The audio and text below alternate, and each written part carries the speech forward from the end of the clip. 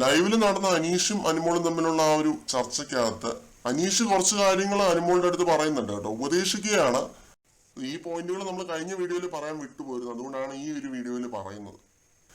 നെവിന് cooking അറിയില്ല എന്ന് പറഞ്ഞ് നെവിനെ ഇങ്ങനെ പരിഹസിക്കുന്നത് ശരിയായിട്ടുള്ള കാര്യമല്ല. നെവിനാണ് ഈ ആഴ്ചത്തെ കുക്കിംഗ് ടീം. അപ്പോൾ നെവിനെ ആ ഒരു പരിഗണന കൊടുക്കണം എന്നുള്ള രീതിയിൽ അനുമോളുടെ അടുത്ത് അനീഷ് ഒരുപാട് കാര്യങ്ങൾ പറയുന്നുണ്ട്, നെവിന് വേണ്ടി വാദിക്കുന്നുണ്ട്. അത് കറക്റ്റ് കാര്യമാണെന്ന് എനിക്ക് തോന്നിയിട്ടുണ്ട് കേട്ടോ. കാരണം പലപ്പോഴും അനുമോള് നെവിനെ കുറ്റപ്പെടുത്താറുണ്ട് ഓരോ കാര്യങ്ങൾ, ചെറിയ ചെറിയ കാര്യങ്ങളിൽ. അപ്പൊ നെവിൻ ആ ഒരു ലിമിറ്റേഷൻസിൽ നിന്നുകൊണ്ട് നെവിൻ കുക്ക് ചെയ്യുന്നതിനെ പോലും അനുമോൾ അങ്ങനെ നല്ലത് പറഞ്ഞ് പുകഴ്ത്താറില്ല. അനുമോൾക്ക് മാത്രമേ കുക്കിംഗ് അറിയത്തുള്ളൂ എന്നുള്ളതിന്റെ ഒരു ഹുങ്കായിരിക്കാം ചിലപ്പോൾ.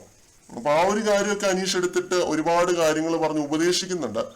അനുമോളുടെ കേസ് എന്താണെന്ന് വെച്ചാൽ അനുമോള് ഭയങ്കര ഇത്തിരി ഒരു ഇമ്മച്യൂർ ആണ്.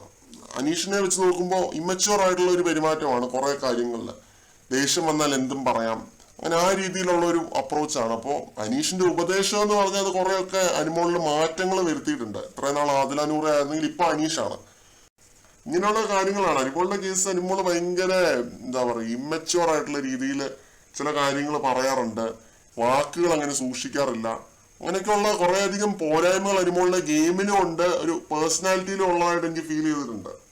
അതൊക്കെ അനീഷ് ഏട്ടന്റെ സ്ഥാനത്ത് നിന്ന് പറഞ്ഞ് മനസ്സിലാക്കി കൊടുക്കുകയും ചെയ്തു. അതേസമയം തന്നെ പ്രേക്ഷകരുടെ മുമ്പിലേക്ക് ഇട്ട് തരികയും ചെയ്തു. ഇതാണ് ഗെയിം, മൈൻഡ് ഗെയിം. കൂടുതൽ അപ്ഡേറ്റ്സുമായിട്ട് വീണ്ടും കാണാം.